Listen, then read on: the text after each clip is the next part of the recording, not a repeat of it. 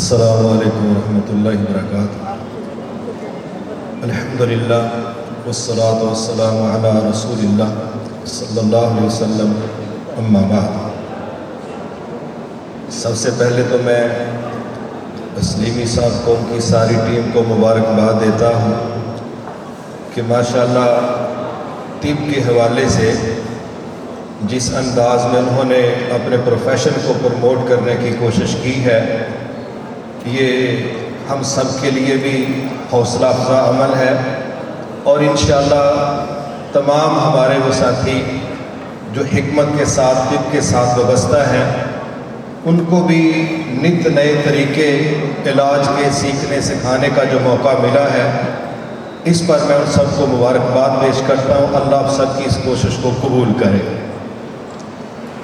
ایک دو چیزیں میں نے مجلس میں بیٹھے بیٹھے محسوس کی ہیں، میں ضرور چاہوں گا کہ اپریشیٹ کرنے کے حوالے سے ان کا تذکرہ کروں۔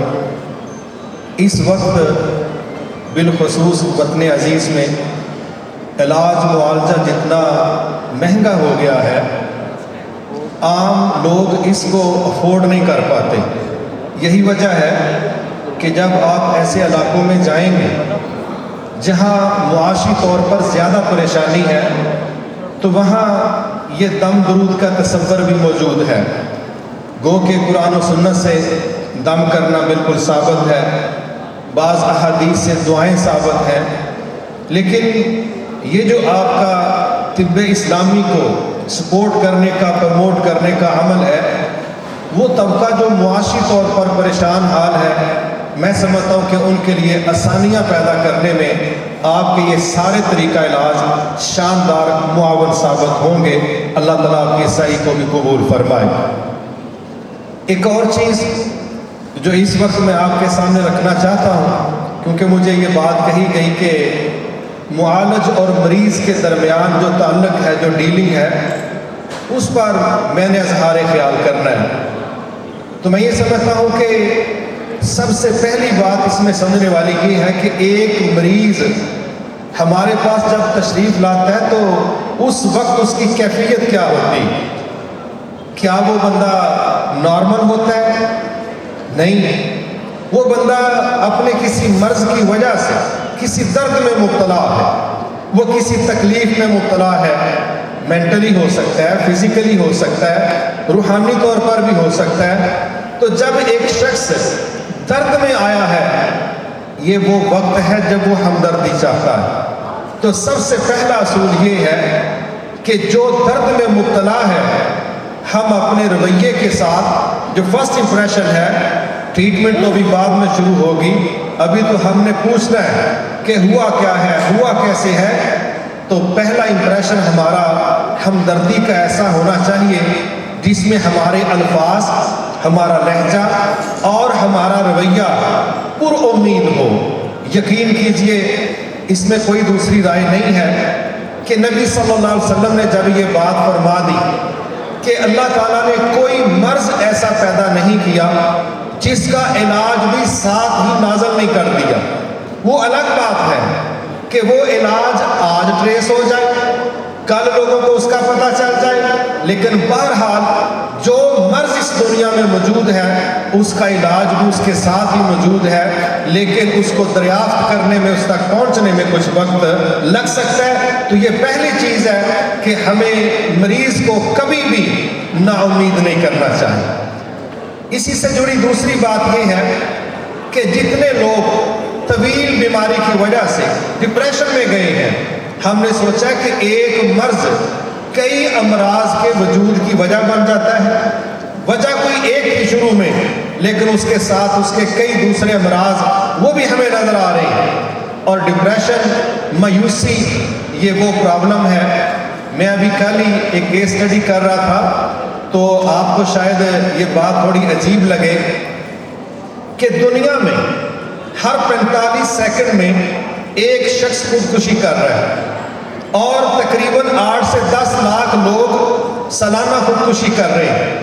اور امریکہ جیسا معاشی طور پر خوشحال ملک، ترقی یافتہ ملک، UN نے 2022 کی جو اس کی رپورٹ نشر کی ہے، اس کے مطابق 49,500 لوگوں نے خودکشی کی. یہ 2022 کی بات ہے، یہ قبل مسیح کی بات نہیں میں کر رہا. اب دوسری طرف ہم دیکھتے ہیں کہ ٹاپ 10 وہ ممالک جہاں خودکشی کا رجحان سب سے اوپر ہے، وہ سارے کے سارے نان مسلم ہیں. اس چیز کو دیکھیے گا اور سمجھیے گا. دراصل جب یہ چیز اسٹڈی کی گئی کہ خودکشی کرنے والے کن کن اسباب کی وجہ سے وہ اس طرف گئے، تو ان میں جن کی بیماریاں طویل ہوئی ہیں، ان میں ایک بڑی تعداد ان کی، میں دور کی بات نہیں کرتا، پاکستان میں چند دن پہلے ایک ایسی خودکشی ہوئی، شاید میڈیا میں آپ کی آنکھوں کے سامنے سے گزرا ہو، جہانگیر ترین کا بھائی ہے. تو اس نے جب یہ خودکشی کی اور ساتھ اس نے ایک لیٹر لکھا کہ آئے روز نئی سے نئی بیماری تھی تو میں تنگ آ گیا تھا، فیس نہیں کر سکتا تھا. یہ کیا ہے؟ یہ نا امیدی ہے، مایوسی ہے کہ اس نے باقاعدہ لکھ کے، بہت کچھ موجود ہے، وسائل موجود ہیں جہاں سے وہ چیک اپ کروا سکتے تھے، میڈیسن لے سکتے تھے، ان کے لیے بڑی آسانی ہے، مگر وہ لفظ لکھ کے جا رہا ہے کہ آئے دن نئی سے نئی بیماری نے مجھے سچ کر دیا تھا، لہذا اس کا حل یہ ہے.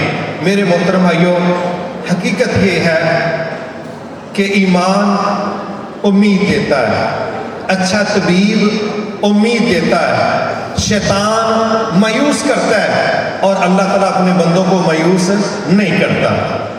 جملہ دیکھیے، نبی صلی اللہ علیہ وسلم ایک مریض کو مل رہے ہیں. ہم سب مانتے ہیں، آپ کا بار بار یہ جو ٹچ آ رہا ہے نا، طب اسلامی اور اسلام کو ساتھ اٹیچ کر رہے ہیں، یہ بہت خوبصورت چیز ہے. آپ انشاءاللہ جب اسلام کو ساتھ اٹیچ کر کے اپنا کام کریں گے، اللہ تعالیٰ آپ کو بہت زیادہ آسانی اور کامیابیاں عطا فرمائے گا. یہاں ایک جملہ لکھا ہوا تھا، مجھے بہت اچھا لگا کہ جس علم میں وحی الہی کا نور شامل ہوتا ہے، صحیح معنوں میں علم تو وہی ہے. تو بھائیوں، اب اس کو سمجھیں کہ رسول اللہ صلی اللہ علیہ وسلم ایک بیمار بندے سے مل رہے ہیں، تو پہلی گفتگو کیا ہے، پہلا مکالمہ کیا ہے؟ آپ سلام لینے کے ساتھ ہی فوری کہتے ہیں لا باس طہور انشاء اللہ. یہ پہلی بات ہے. آپ اس بندے کو کہہ رہے ہیں پریشان نہیں ہونا، ٹینشن نہیں لینی، غمگین نہیں ہونا، انشاءاللہ پاک ہو جائے گا. کس سے؟ بیماری سے. اللہ تجھے پاک کر دے گا. اور پھر دعائیں کی جا رہی ہیں. میں سمجھتا ہوں کہ یہ جو دعا کے جملے ہیں کہ لا باس طہور انشاءاللہ، پریشان نہیں ہونا، اللہ تعالیٰ تمہیں اس بیماری سے نجات دے دے گا، پاک کر دے گا. ایک اچھے طبیب کی پہلی ذمہ داری یہ ہے کہ وہ مریض کو مایوسی سے باہر نکالے، کیونکہ جب کوئی شخص مایوس ہو جاتا ہے کسی بھی لحاظ سے، تو یاد رکھیے وہ ساری زندگی خود بھی نہیں چلتا، سوسائٹی کو بھی نہیں چلنے دیتا. تو یہ امید، یہ ایک اچھے طبیب کی ذمہ داری ہے. اور یہ جو میں نے بات کیا کہ دنیا میں خودکشی کا لیول بہت زیادہ بنا، اس کے پیچھے ایک بڑا سبب مایوسی تھی. اور اس مایوسی میں آپ نے ٹرم سنی ہوگی، یہ مغربی ممالک میں ہم نے سنی ہے، مرسی کلنگ. یہ کیا ہے؟ مریض درد میں مبتلا ہے، خدشہ ہے کہ لمبا وقت لگائے گا فوت ہونے کے لیے، تو اب وہاں رحم کرتے ہوئے کہتے ہیں اس نے تڑپ کے بھی تو مرنا ہے نا، اس کو ایک ایسا انجیکشن لگا دو کہ یہ آرام سے مر جائے. یہ مرسی کلنگ ہے، یہ باہر کی ٹرم ہے. پھر ایک اور چیز ہم دیکھتے ہیں کہ ایک NGO بنی ہے انگلینڈ میں 2009 میں، اس کا نام ہے مائی ڈیتھ مائی ڈیسیژن، میری موت کا فیصلہ میرا فیصلہ ہے. میرے محترم بھائیوں، وہ اس بات پر زور دے رہے ہیں کہ خودکشی کو فیسیلیٹیٹ کرو، خودکشی کے راستے ہموار کرو، اس کے لیے قانون سازی کرو. اب دیکھیں جن کے پاس وسائل کی بہتات ہے وہ بندہ مارنے کی بات کر رہے ہیں. میرے بھائیوں، مرنے کے لیے ایک دفعہ زہر پینا پڑتا ہے، جینے کے لیے روز پینا پڑتا ہے.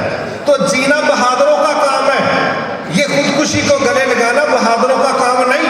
تو جب آپ کہتے ہیں نا جی اس کا امیون سسٹم بہتر ہو گیا، تو بھائی جو اس بندے کے اندر ایمان کی پاور بڑھے گی، تعلق باللہ بڑھے گا، وہ بیماریوں سے لڑ جائے گا انشاءاللہ. اس کو وہ حوصلہ ملے گا جو شاید میڈیسن بھی اس کو وہ حوصلہ نہیں دے سکتی. یہی وجہ ہے دنیا کے تمام مذاہب میں بال اتفاق تصور دعا موجود ہے.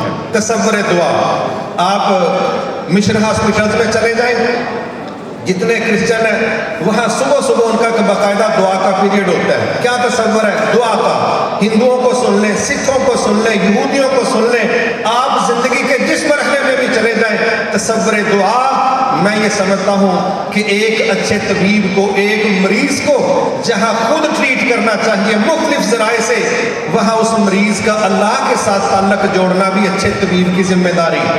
کیونکہ ہم جب یہ لفظ بولتے ہیں، آپ اپنے تمام اداروں میں ایک آیت لکھی پڑھتے ہوں گے اور جگہ جگہ لکھی ہے وَإِذَا مَرِضْتُ فَهُوَ يَشْفِينِ. یہ ابراہیم علیہ السلام کی بات ہے کہ ابراہیم علیہ السلام اپنا اللہ کے متعلق نظریہ پیش کر رہے ہیں. جب مجھے بھوک لگتی ہے مجھے اللہ کھلاتا ہے، پیاس لگتی ہے مجھے اللہ پلاتا ہے، اور جب میں بیمار ہوتا ہوں تو مجھے شفا کون عطا فرماتا ہے؟ اللہ تعالیٰ. تو جب آپ مریض کو رب کے ساتھ اٹیچ کریں گے، آٹومیٹکلی تقدیر پر ایمان یہ چیز سامنے آئے گی.